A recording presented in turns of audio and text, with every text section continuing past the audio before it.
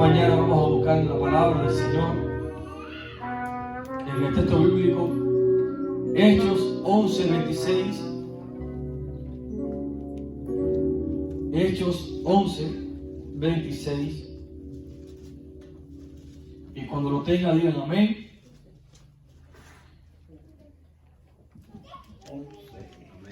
Hechos 11:26.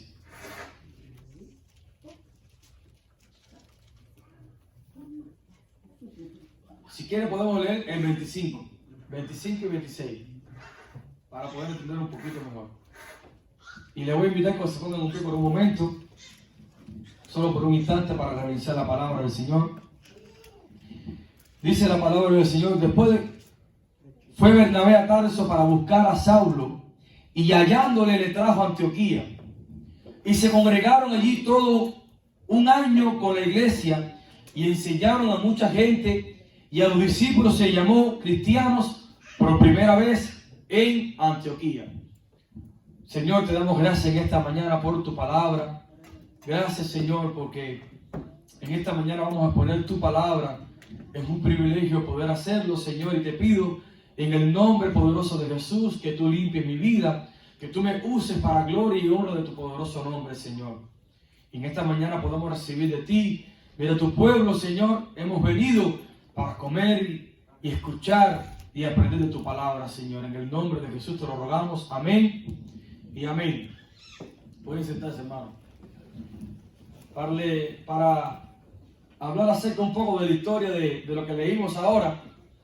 Si leemos un poco atrás en el capítulo 19, no lo lean, solamente les voy a contar rápido. Si nos detenemos a leer en el versículo 19, podemos entender qué es lo que estaba pasando. Y el versículo 19 comienza con la persecución que ocurrió con el pueblo de Israel, con los cristianos, a raíz de la muerte de Esteban. Todos conocieron a Esteban, conocen a Esteban, ¿no? Bueno, no hablaron, no, pero lo conocen, porque está en la palabra. Bueno, Esteban fue el primer mártir de la Biblia. Este hombre era un hombre lleno del Espíritu Santo, era un diácono. Y dice que a raíz de la muerte de él, comenzó una gran persecución en el pueblo de Jerusalén, en Jerusalén con los discípulos cristianos. Y aquí salieron todos huyendo. Y dice que muchos fueron a varios lugares, pero especialmente fueron a Antioquía. Antioquía es una ciudad que pertenece a los griegos, de una costa. Y Antioquía dice que en la historia, que era la tercera ciudad más fuerte y más poderosa y lujosa de Grecia. Dicen los comentaristas en la historia que era como decir ahora Las Vegas, Antioquía, en el antiguo mundo. Y los cristianos dicen que comenzaron a predicar el evangelio. Pero si leemos un poco, en varios versículos después del 19, dice que les predicaban solamente a los judíos, no les predicaban a los gentiles. Pero dice que habían uno de Cirene, no lo puedo encontrar bien ahora rápido, porque leí el capítulo entero, pero lo pueden ir buscando. Creo que está en el 17. No me voy a detener sobre esto ahora. Lo pueden ir buscando por ahí. Dice que habían unos discípulos de Cirene que le predicaron a unos griegos. Y cuando le predicaron a estos griegos, los griegos significa, estaban representando a los gentiles, no eran los judíos. El evangelio era solamente para los gentiles, era lo que querían para los judíos. Eso era su creencia. Pero ellos estaban tan llenos de Cristo que dijeron, vamos a predicarlo a los griegos. Y le predicaron a los griegos. Y dice, y la palabra del Señor fue tan poderosa que muchos creyeron del evangelio de Cristo. Y así comenzó la iglesia cristiana gentil en Antioquía. Y aquí es cuando leemos que Bernabé fue enviado. Bernabé, el nombre Bernabé significa hijo de consolación. Un hombre con un gran carácter, un hombre con un carácter muy piadoso, muy amoroso. Este hombre Dios lo usó poderosamente, aunque el apóstol Pablo fue un gran apóstol. Bernabé fue un instrumento grande y poderoso de Dios, porque fue primeramente enviado a Antioquía. Y cuando Bernabé vio que la tarea era muy grande, dijo, bueno, voy a tener que buscar ayuda. Y él sabía que la ayuda que iba a buscar era una ayuda que iba a opacarle a él. ¿Por qué? Porque Pablo era un hombre que de que Dios lo escogió fue único. Fíjense que cuando Cuando miramos los requisitos que necesitaban los apóstoles para ser apóstoles, número uno eran aquellos que habían caminado con Cristo. No podía haber sido discípulo otro que no hubiera conocido a Jesús. Solamente aquellos que caminaron con Cristo eran los discípulos de Jesús. Pero Pablo no caminó con Cristo. Pero si leemos en Hechos cuando Pablo iba camino a Damasco, se van a dar cuenta qué pasó con Pablo. La Biblia dice que cuando Pablo iba camino a Damasco se encontró literalmente con Jesús. Y Cristo le dijo: tú eres a quien tú me persigues. Me persigues a mí. Y dura cosa es dar una patada contra un clavo, contra un aguijón, contra un pincho. Si usted le da una patada a un clavo, ¿qué le pasa? Yo recuerdo cuando estaba un poco desordenada mi vida, y cuando me entraba una ira, le daba un piñazo a la pared, y después me dolía. Y yo decía, qué dolor. Pero era tan fuerte la ira que no lo demostraba, aunque por dentro sentía que me dolía. Eso es dar una patada. Y eso era lo que le pasaba a Pablo. Pablo estaba dando patada contra un clavo. Y le estaba diciendo a Jesús: te estás dañando. Tú me estás persiguiendo a mí mismo. ¿No te das cuenta? Y este Pablo fue el hombre que Dios, el instrumento que Dios utilizó para predicar a los gentiles. Ahora, ¿cuál es el propósito de este mensaje? O mejor dicho, ¿cuál es el título de este mensaje? Llamados cristianos. Si se dan cuenta, ¿qué es lo que dice la Biblia? En el capítulo 19, en el versículo 19, dice: ahora bien, en el 26, dice: y se congregaron allí todo un año con la iglesia y enseñaron a mucha gente. Y a los discípulos, ¿qué dice la Biblia? Se les llamó, ¿cuándo? No, pero ¿qué dice después? Por primera vez. Quiere decir que anteriormente no le decían cristianos, le decían los del camino, usaban otra terminología, usaban otros nombres. Aquí por primera vez en la Biblia que le llamaron el nombre cristiano.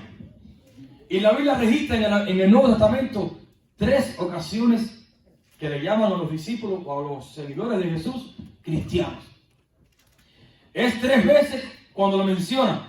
El rey Agripa en Hechos 26-28 le dijo al apóstol Pablo, le dijo: por poco me persuades para ser cristiano. Esto está en Hechos 26-28. Por poco me persuades a ser cristiano. Pablo le predicó el evangelio siendo encarcelado. Y en primera de Pedro 4:16 dice el apóstol Pedro: si alguno padece como cristiano, glorifica a Dios en ello. Sin duda, por ejemplo, ¿cómo le dicen a un Buda, una persona a los seguidores de Buda? Budista. ¿Cómo le dicen a los seguidores de Mahoma? Mahometanos. Por ejemplo, ¿cómo le decimos a una persona que nació en México? No le dicen México, mexicano, cubano. Ese es venezolano. Eso es ¿cómo se le puede utilizar esa palabra? No sé bien. Gentilicio, ¿no? Bueno, en español. Bueno, todos somos aquí, hablamos español, menos Paulito y Lina. No sé cómo decirlo gentilicio en español, en inglés. Pero había algo que ellos vieron en los discípulos que hizo la diferencia. Hubo algo. Por ejemplo, nosotros hoy en día, ¿cómo nos llaman? Cristianos. Pero hay otros apodos. Aleluya. Nos dicen los evangélicos. Hay otro término que los dicen los locos. Los protestantes. Los fanáticos nos dicen también. Pero la expresión cristiano en aquel tiempo fue usado como un término de burla, como lo usan con nosotros hoy. No fue un término bonito para decirle cristiano a los seguidores de Cristo. ¿Por qué? Porque era bien peligroso llamarles cristianos. Todo fue a raíz de una persecución. Hace un año solamente que habían matado a Esteban. Hace un año que había comenzado una persecución contra los cristianos. Por eso que el nombre de cristiano no era muy bueno. No todo el mundo quería que le dijeran cristiano. Era mejor que le dijeran otro nombre, pero cristiano. Pero los verdaderos seguidores de Cristo, para ellos era un privilegio que le dijeran cristianos, que los llamaran como cristianos. ¿Por qué? La palabra cristiano procede de pequeños Cristos. Cuando decían cristianos, estaban diciendo pequeños Cristos. Fíjense que no decían Jesucito o Jesuito. No usaron la palabra Jesús, la palabra cristiano, de Cristo. ¿Por qué la palabra de Cristo? Porque Cristo significa ungido. Es la palabra de Cristo, lo que significa el nombre de Cristo, ungido. Lo que estaban diciendo, en otras palabras, era que eran pequeños ungidos por Cristo. Por eso Jesús dijo, el profeta Juan el Bautista dijo, yo a la verdad os bautizo con agua, pero vendrá uno detrás de mí que bautizará con fuego y el Espíritu Santo. Los discípulos de Jerusalén no lo llamaron cristiano. Ahora, ¿por qué en Jerusalén no lo llamaron cristiano? ¿No se preguntaron eso? ¿Por qué en Jerusalén no le dijeron cristiano si sabían que Cristo, que estaban con Cristo? ¿Sabes por qué no lo llamaron cristiano? Porque antes que Cristo resucitara y ser llenos del Espíritu Santo, eran discípulos con miedo, tenían temores, no querían predicar el Evangelio. Pedro dice que negó a Jesús y hasta maldijo. No era un privilegio que lo llamaran cristiano, tenían miedo. Pero la Biblia dice que en Hechos, cuando fueron llenos del Espíritu Santo, comenzaron a predicar con poder. Lo respaldaba el poder de Dios. Por eso el apóstol Pablo le dijo a los corintios, yo no fui a ustedes con palabras de humana sabiduría, sino con poder y demostración del Espíritu Santo. Por eso, cristiano significa ser ungidos, ser llenos del Espíritu Santo. Aleluya. Pablo dice, no me avergüenzo del Evangelio porque es poder de Dios. Él no se avergonzaba porque le dijeran cristiano o evangélico. Para él era un orgullo que le dijeran cristiano porque era poder de Dios. Dice que era locura para los que se perdían, pero poder de Dios y salvación para los que se salvan. Así que, primero de Pedro 4:16 dice, si a uno, ya lo repetí, lo había dicho, pero lo vuelvo a repetir, si alguno padece como cristiano, glorifique a Dios en ello. ¿Por qué? Porque Cristo, ¿cuál fue la vida de Jesús? Jesús padeció. La vida de Cristo no fue una vida fácil. Él padeció.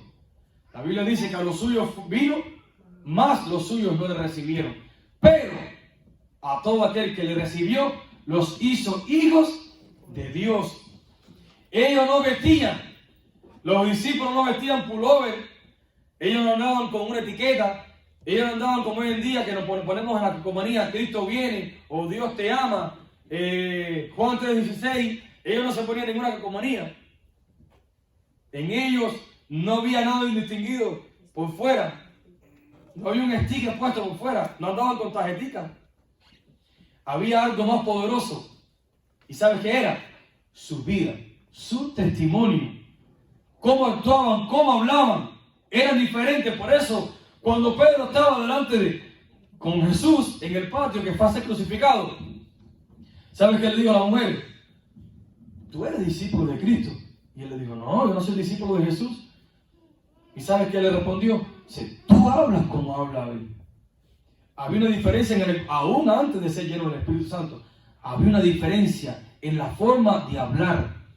Por eso cuando uno se convierte a Jesucristo, dice el apóstol Pablo, el que robaba, que no robe más. El que hablaba mal, que hable bien. El que pecaba, ahora que no peque.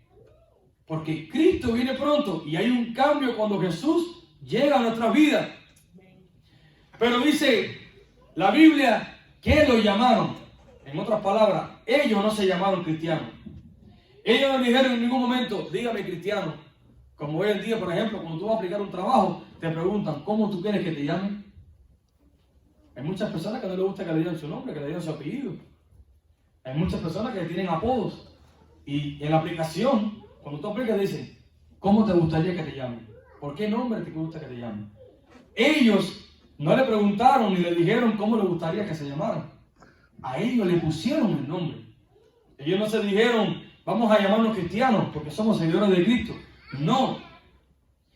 Y en los años 40, en los años 1940, Alexander Fleming fue un médico y científico británico.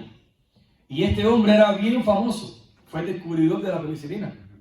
Alexander Fleming. Este hombre descubrió la penicilina. Y todo ocurrió cuando un hombre fue infectado con la enfermedad de... ¿Qué enfermedad fue la que ocurrió en aquel momento? Se olvidó. Tuberculosis. La tuberculosis. Gracias, Pablo.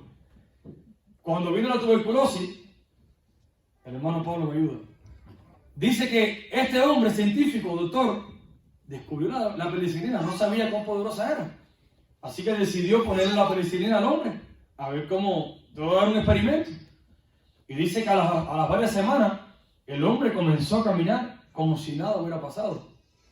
Así que Alexander Fleming dijo, bueno, si esto es tan poderoso y tan bueno, vamos a propagarlo, vamos a hablarlo. Y comenzó a decírselo a todo el mundo. En todos los foros, en todas las partes, en todas las páginas, ponían cuán poderosa era la penicilina. Y todos saben cuán buena era la penicilina. Así que se propagó la noticia que la penicilina era buena. Eso fue lo que pasó con los verdaderos seguidores de Cristo. Ellos habían conocido un Cristo tan poderoso que era imposible no hablar de Él. Estaban tan llenos de Cristo que tenían que hablar de Cristo. En una ocasión ellos fueron encarcelados, Juan y Pedro, o Pedro y Juan, como quiera decirle, y dice que los golpearon y les dijeron, no queremos que hablen más de Cristo. No pueden hablar más del nombre de Jesús. Y Pedro dijo, es imposible que lo que hemos visto y hemos creído y hemos tocado, no lo hablemos. Nos pueden matar, nos pueden hacer lo que quieran, pero no podemos parar de hablar. Por eso cuando fueron bautizados por el Espíritu Santo, dice la Biblia que Pedro predicó. ¿Y cuál fue el resultado? 5,000 hombres, sin contar mujeres ni niños, fueron creyentes. Fíjense, fueron creyentes, no solamente, no es un nombre... aceptaron a Cristo, no, fueron creyentes.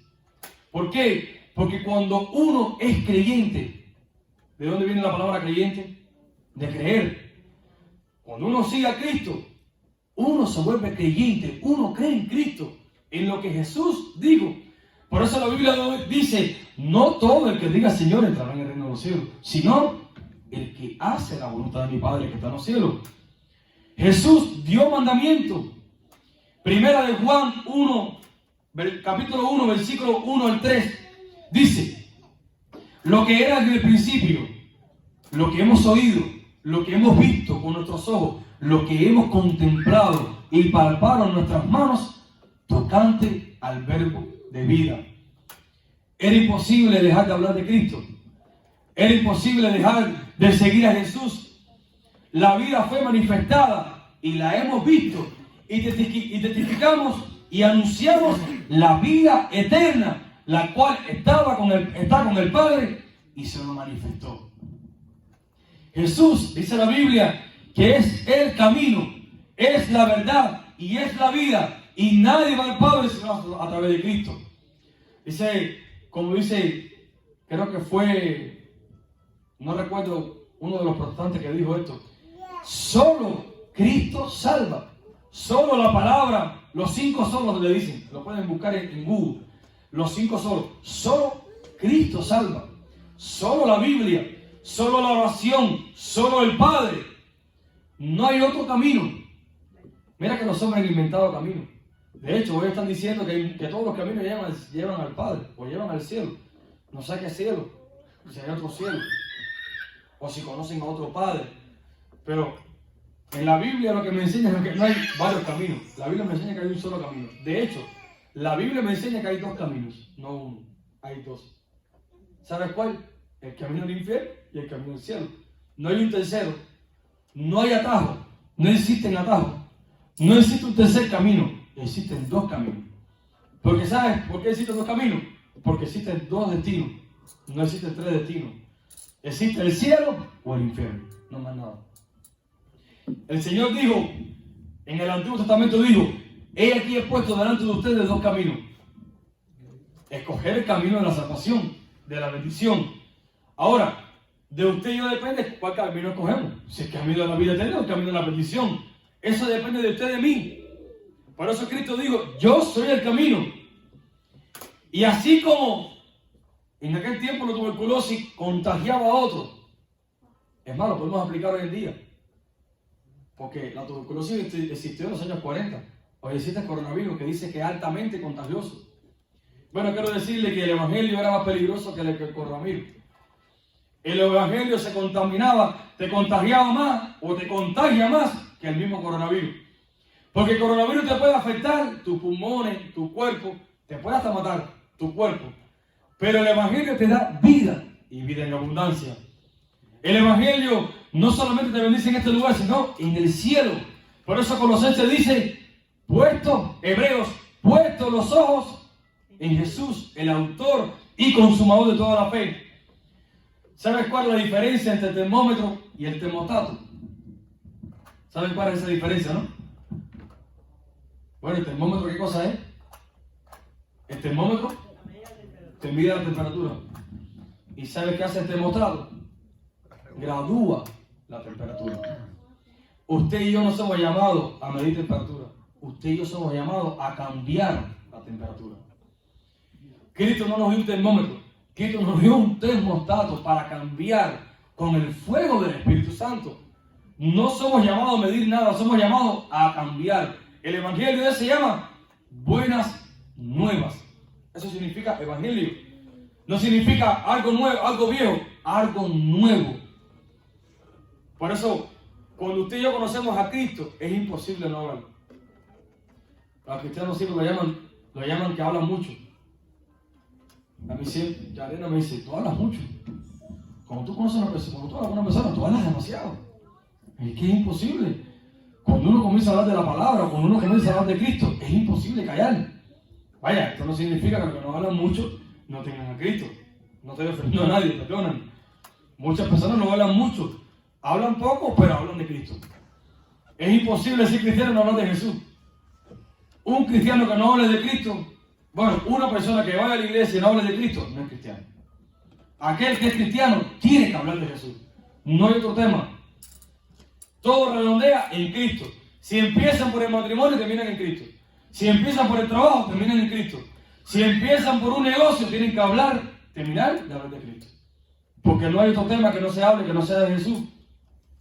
Por eso Pedro y Juan respondieron, juzguen ustedes si es justo delante de Dios obedecer a ustedes o a Dios. ¿Por qué? Porque los fariseos le estaban diciendo, no pueden hablar más de Jesús. Les prohibimos que hablen de Cristo. Y Pedro le dijo, ustedes juzguen. Aquí vamos, ¿qué es preferible? ¿Obedecerle a ustedes o obedecerle a Dios? Y dice Pedro, es preferible obedecer a Dios antes que a los hombres. Por eso, usted y yo no estamos llamados a obedecer a ningún hombre. Estamos llamados a obedecer a Cristo, lo que dice su palabra. Bueno, cuando los hombres hablan la verdad de la palabra de Dios, estamos llamados a obedecerlo también. Porque los hombres Dios los pone también para predicar la palabra, pero la verdadera palabra. Como decía Odali, no podemos venir a la iglesia como, ¿cómo fue que dijiste, Odali? Bueno, dijiste caballo, pero realmente no es como el caballo, sino como es lo que se ponen los caballos, cabestro, ¿no? Algo de eso le dicen, ¿no? No podemos andar como los caballos con la... En Cuba le dicen cabestro, no sé, en México no hay mucho caballo que anden con caballo, las personas que anden con caballo, ¿no? Yo no creo. ¿Sí? Bueno, en Cuba le ponen a los caballos, son como unas cosas que le tapan la mirada para los lados. ¿Para qué? Para que el caballo solamente mire hacia adelante. Porque el caballo se asusta y tiene mucha fuerza. Cuando un caballo se asusta y se sale corriendo, no hay que lo pare. Yo vi muchos caballos que ¿cómo le dicen en Cuba? Orejera. Bueno, la orejera de la oreja, no los ojos. Ojera, ¿no? No, bueno, ojera es que tiene que no durmió bien. No ha dicho bien todavía. Una sombra. Es orejera, los que salen de las orejas hacia aquí adelante.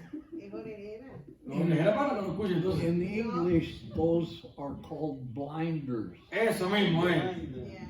¿Y cómo lo decimos en español, Pablo? Paulito. Pablito, you know how you say that in Spanish? No sabe. No. No, in English, Bueno, lo que está en español me entiende. En inglés, it's called blinders, so the horse can't see what's on either side.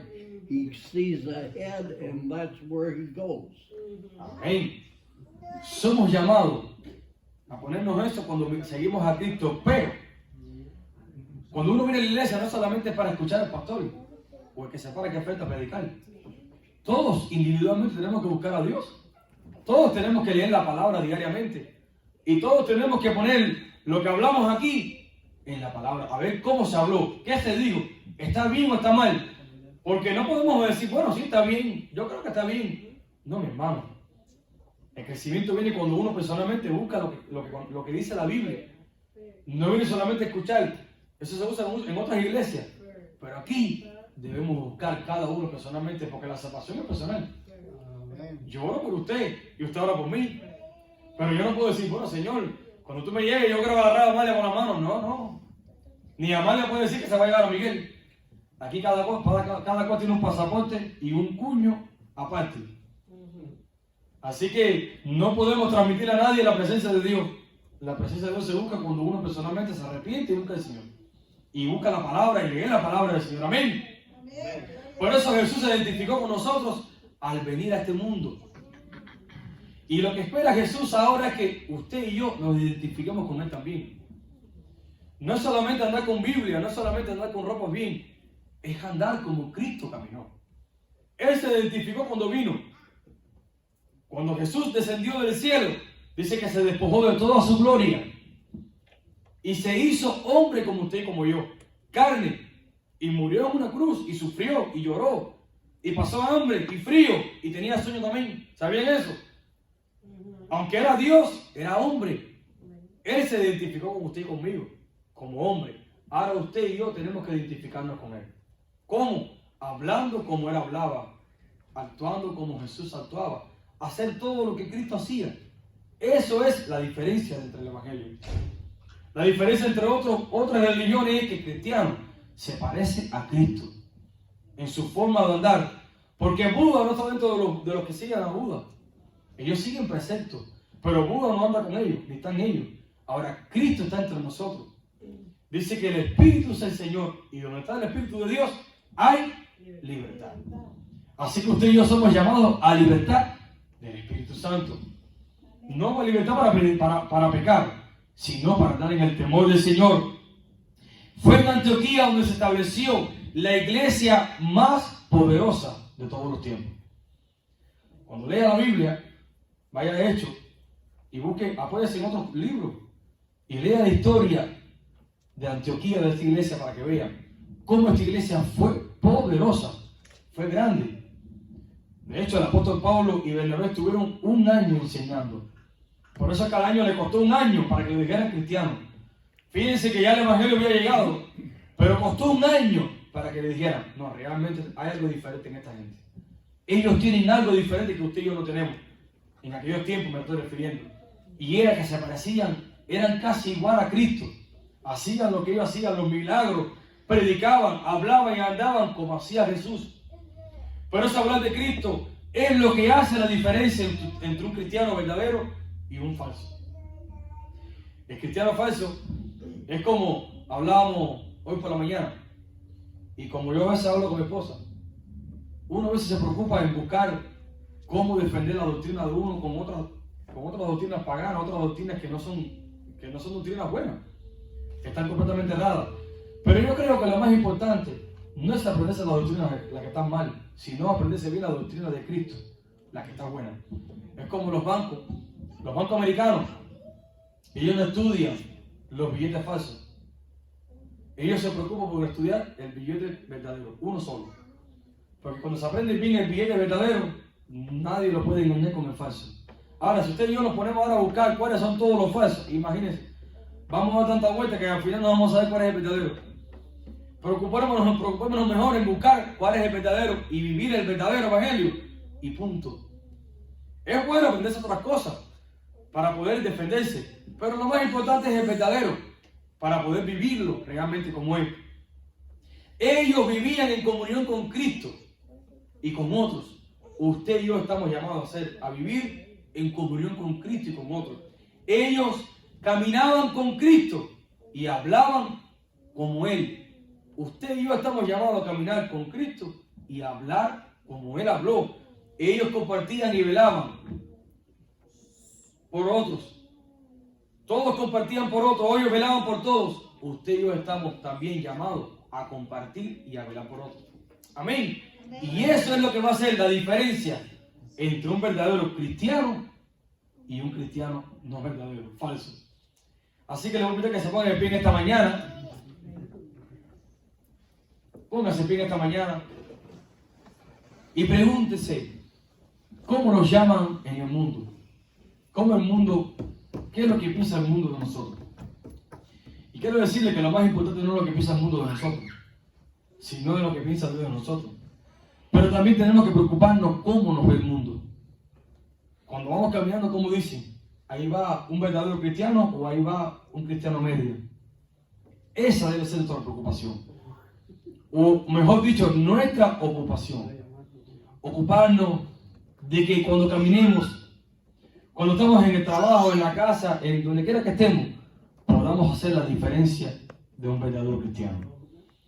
Para que el mundo crea, dijo el apóstol Juan, que ellos se amen para que el mundo crea de que yo estoy en el Padre y ustedes están en mí. Amén. Así que vamos a orar en esta mañana y vamos a pedir al Señor que nos haga un verdadero cristiano, un verdadero discípulo. Como decía Cristo, la palabra Cristo significa ungido. ¿Cuántos en esta mañana han sido ungidos por el Señor? ¿Cuántos en esta mañana quieren ser ungidos por el Señor? ¿Sabes que el ungimiento todos los días? ¿Sabía? Y esto viene desde el tiempo de Éxodo. La Biblia dice que cuando Dios instituyó el tabernáculo y puso el candelabro, dijo, el fuego, el primer fuego inicial lo inició Dios. Dios puso el fuego. Pero le dijo, ahora ustedes tienen que cada mañana y cada noche renovar el aceite y procurar mantener el fuego. Así que usted y yo, cada día tenemos que decir, Señor, yo quiero que me llamen cristiano. Yo quiero que me digan ungido, un pequeño ungido. Cuando uno es pequeño, cuando uno es niño, ¿cuál es el mayor deseo? ¿Imitar a quién? No, a su padre o a sus hermanos. Cuando uno es un niño, uno mira a su padre o ve a sus hermanos y dice, yo quiero ser cuando sea grande como mi padre. Después nos damos cuenta que podemos ser mejores o no pudimos hacer como él. Pero lo bueno es que usted y yo podemos mirar a un Señor, a un Padre que es perfecto. A lo mejor todos no tuvimos la posibilidad de ver a nuestros padres, o quizás vimos a nuestros padres pero tenían errores. A lo mejor eran drogadictos, a lo mejor eran alcohólicos, a lo mejor golpeaban a nuestras madres. Pero quiero decir en esta mañana que hay un Padre que es perfecto. Y si miramos a ese Padre, caminamos en rectitud. Por eso Dios dijo, anda delante de mí y sé perfecto. Usted y yo, cuando imitamos a Cristo, cada día vamos perfeccionando nuestra vida. Podemos ser cada día con la ayuda del Espíritu Santo. Esto no es un arte de magia, esto no se usa como una vara, esto no se hace andar solamente con la Biblia o aprenderse textos bíblicos. ¿Sabían que espiritualidad y madurez es totalmente diferente? Una persona espiritual y una persona madura son totalmente diferentes. ¿Y sabes cuál es la diferencia entre ser espiritual y ser maduro? La espiritualidad viene cuando uno busca a Dios, cuando uno ora. Y esto puede ocurrir en una persona recién convertida. Puede buscar a Dios y ser espiritual. Ahora, ser maduro no tiene nada que ver con el tiempo de cuando uno llega nuevo al Evangelio. La madurez se adquiere con el tiempo y la relación con Dios y el conocimiento de la palabra. Cuando una persona es un niño, nace y comienza a tener conocimiento. Pero la madurez no viene hasta que no sea un hombre, una persona ya de 20 años, 20 y pico, 10 y pico. Bueno, como yo digo a mi esposa me dice, tú tienes 35 años, pero parece que tiene menos. Y yo le digo para justificarme, bueno, dice la ciencia que los hombres maduran a los 40 y las mujeres a los 25. Así que aguanta un poquito más. Que me falta para madurar más. Bueno, no tanto, ¿no? Bueno, se dice la ciencia que hasta los 40.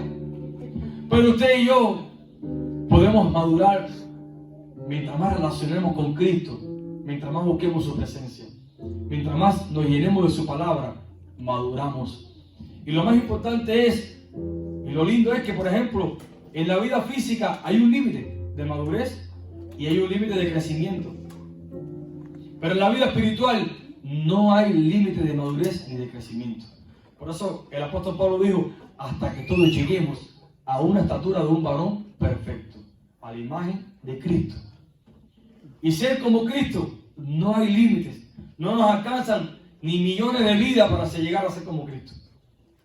Amén. Vamos a orar para ser despedidos. Y vamos a cantar un coro. ¿O quiere que viniste ahí?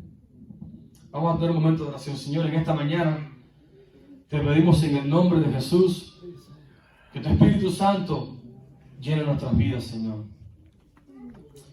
Que tu Espíritu Santo nos revele, nos ilumine, Señor. Trate con nuestros corazones para entender tu palabra, Señor.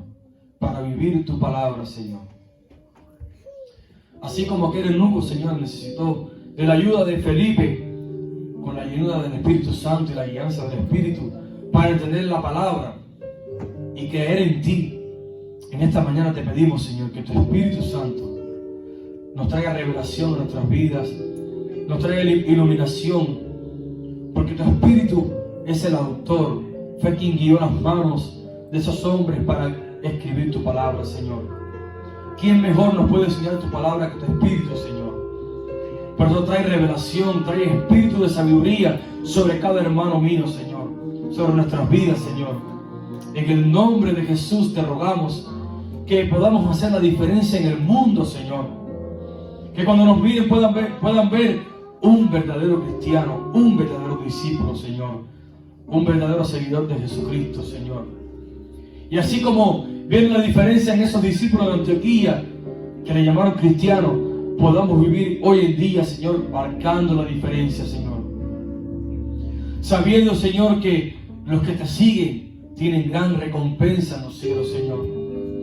Como tú le dijiste a tu discípulo, aquel que me sigue, de cierto que la recompensa será mayor, 100 veces más de lo que han perdido. Así le dijiste al apóstol a Pedro y a todos los discípulos, Señor, cuando te dijeron, te hemos seguido y lo hemos dejado todo, Señor. En esta mañana lo dejamos todo por seguirte a ti, Señor. El apóstol Pablo dijo, lo he tenido todo por basura, por darte a conocer el misterio de Cristo.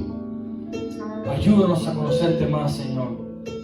A vivir más en comunión los unos con los otros, Señor. En este tiempo, Señor, cuando la iglesia sufre, Señor, de doctrina, Señor, de sana doctrina, se han levantado muchos falsos profetas, Señor, falsos maestros. Pero te pedimos, Señor, que tú guardes a tu pueblo, que tú guardes tus remanentes, Señor. Que tengas misericordia, Señor, de cada uno, Señor, en el nombre de Jesús.